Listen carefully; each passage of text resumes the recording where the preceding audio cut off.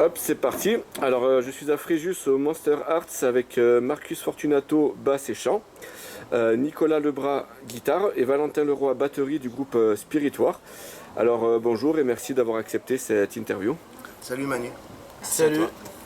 Alors, Marcus, c'est la deuxième fois que je t'interviewe, donc bon, j'envoie les gens sur ces vidéos pour ta présentation. Par contre, Nicolas et Valentin, est-ce que vous pourriez vous présenter en quelques mots? Je t'en prie. Eh bien, salut tout le monde. Donc, moi, c'est Valentin, batteur du groupe Spiritoire.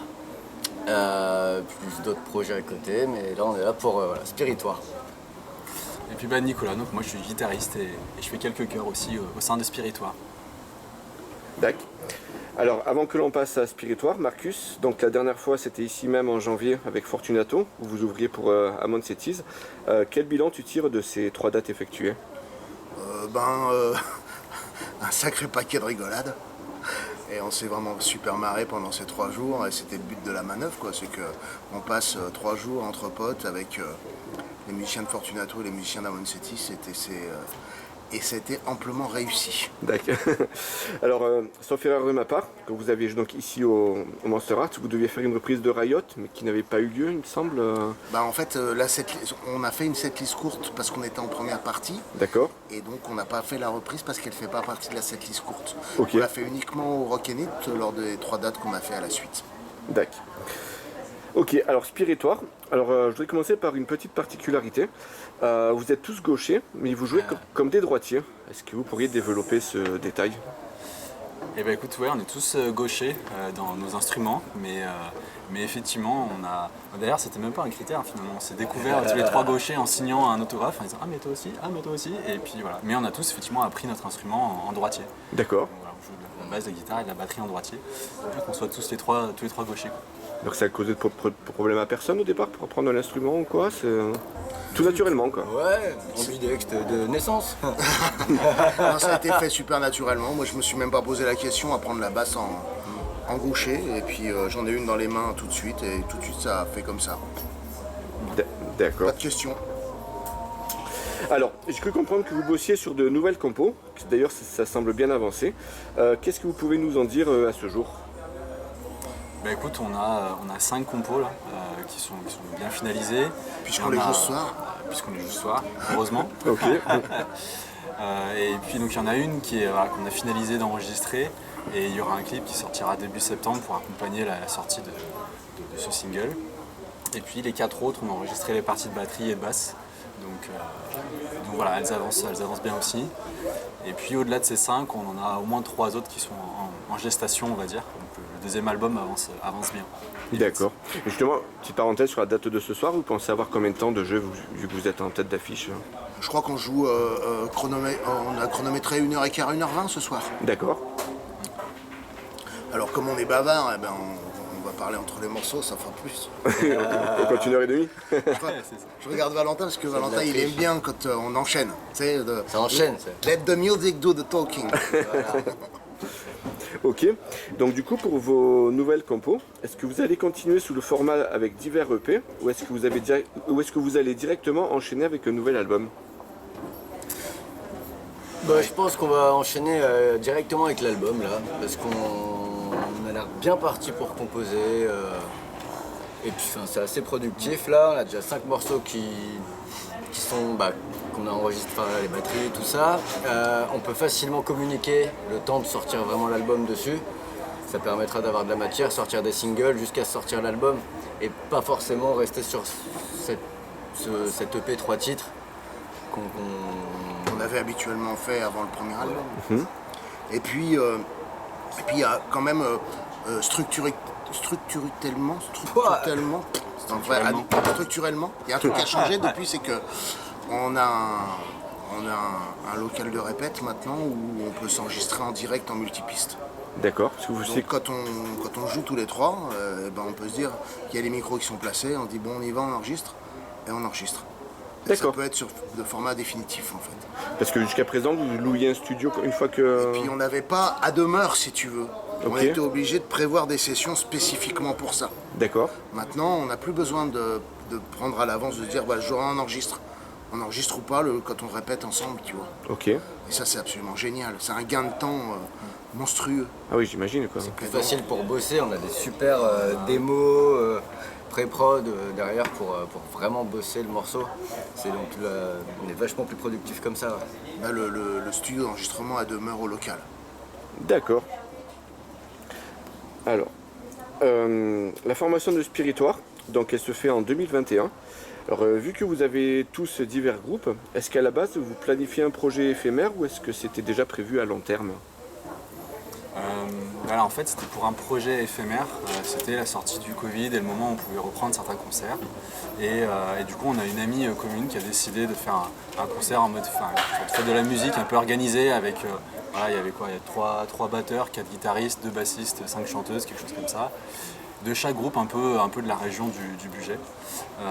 Et donc elle nous a tous les 3 invités de par nos différentes formations. Et on s'est retrouvés tous les 3 sur scène à reprendre quelques standards du rock.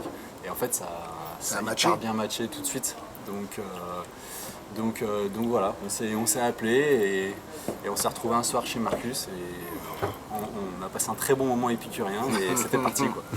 Voilà. C'était parti comme ça, exactement, ouais. Puis on s'est présenté on a commencé à se présenter des chansons, chacun un peu amenait ce qu'il avait envie, tu vois, et puis ça matchait à chaque fois. Et puis quand on joue, il y a un truc qui se passe, quoi, il y a rien à faire, et donc ça pouvait pas être un projet éphémère. C'est pas possible, on était obligé de garder cette espèce de flamme qui est entre nous. C'est un truc que moi, j'ai une carrière aussi longue que mon âge, ou presque, hein. Et ben, c'est la première fois où j'ai vraiment cette sensation-là. D'accord. On se dit, si on retire un de nous 3, ça sera plus le même groupe, ça sera plus possible. Ok. Donc, du coup, à la base, comment est-ce que vous vous êtes dirigé vers ce nom, donc de Spiritoire, et quel sens est-ce que vous lui donnez? Écoute, à l'origine, en fait, on cherchait un nom pour le groupe.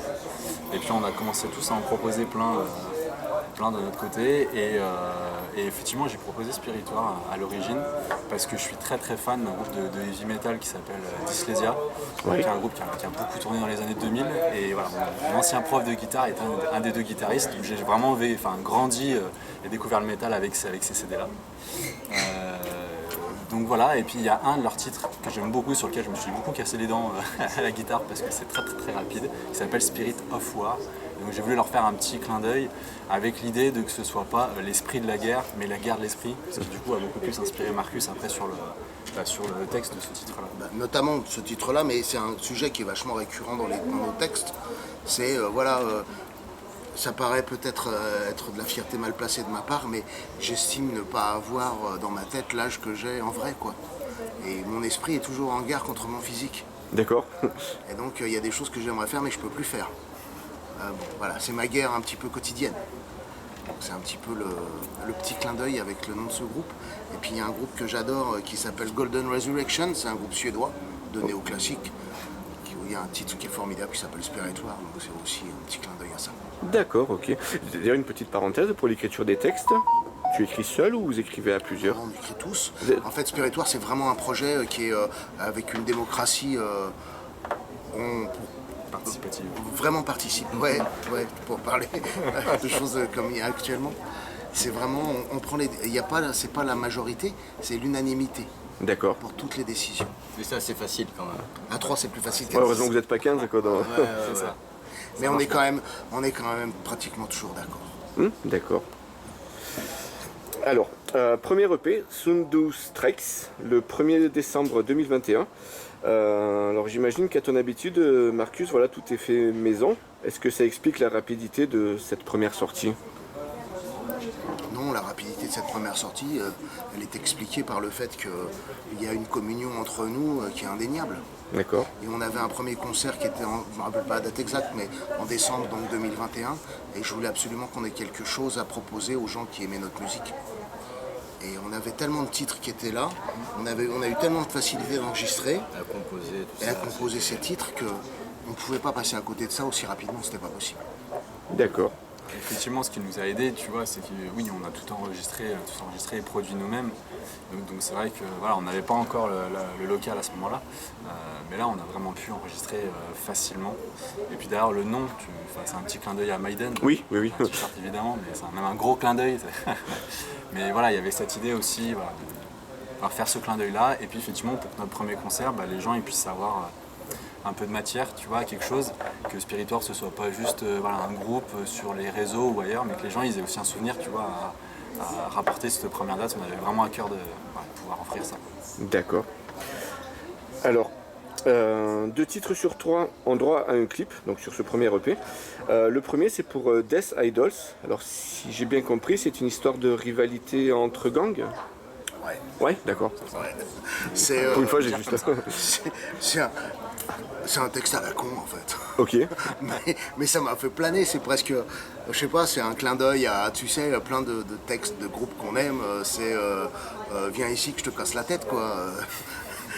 C'est complètement débile, mais qu'est-ce que ça m'a fait rire. D'accord. Quand on a écrit ce texte, je trouve ça trop rigolo, faut prendre tout au second degré quoi. Ok, c'est parodique en fait, un petit peu Complètement, quoi. Ok, mais d'accord. 100% parodique bien sûr. D'accord. Nous on va pas s'amuser à aller chercher les mecs dans la rue à leur casser la tête, tu vois. C'est comme Renaud, Marche à l'ombre, Laisse béton, tu vois, c'est le même genre. Ok. Tu vois, tu te rappelles à l'époque quand il a sorti ces trucs-là, c'est de l'humour en fait, hein, tu vois. S'il y a des gens qui comprennent pas que c'est de l'humour, Bon, après minuit, c'est vrai, mais avant minuit, on c'est pour ça qu'on a fait Between Dusk and Dawn, tu vois.